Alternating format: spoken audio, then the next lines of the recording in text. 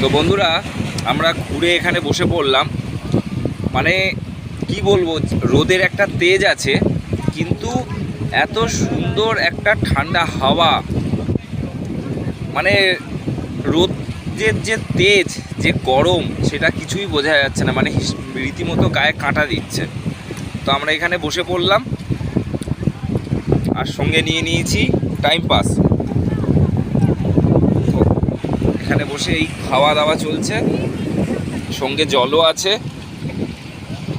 তো